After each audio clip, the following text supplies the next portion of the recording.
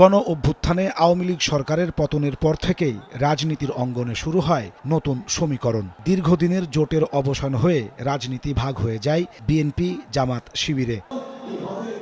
অভ্যুত্থানের পরপরই ইসলামী দলগুলোকে জোটে ভেড়াতে কাজ শুরু করে জামাতে ইসলামী, প্রয়াস চালায় বিএনপিও।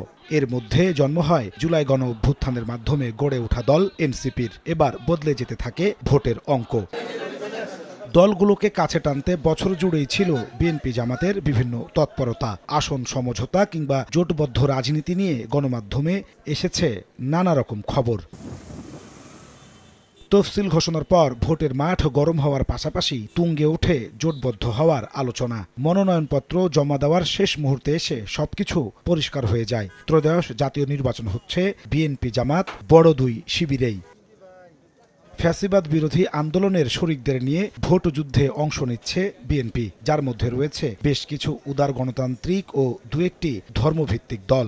নিজ দল থেকে পদত্যাগ করে বিএনপির ধানের শীষ প্রতীকে নির্বাচন করছে 7 জন। এছাড়া নাগরিক ঐক্য, গণ অধিকার পরিষদ, বিপ্লবী ওয়ার্কার্স পার্টি, বিজেপিকে একটি করে আসন ছেড়েছে বিএনপি। তবে শরিকদের মধ্যে সবচেয়ে বেশি 4টি আসনে সমঝোতা করেছে জমিয়তে উলামায়ে ইসলাম বাংলাদেশের সঙ্গে।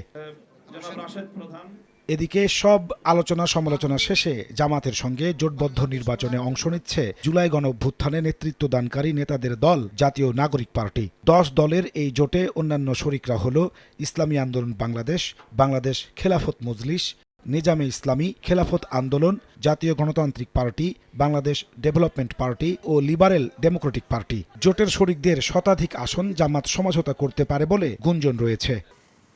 এবারের জোটবদ্ধ নির্বাচন প্রচলিত রাজনৈতিক হিসেব নিকেশের বাইরেও প্রভাব রাখবে বলে মত বিশ্লেষকদের। নাজমুস সালেহী, সময় সংবাদ, ঢাকা।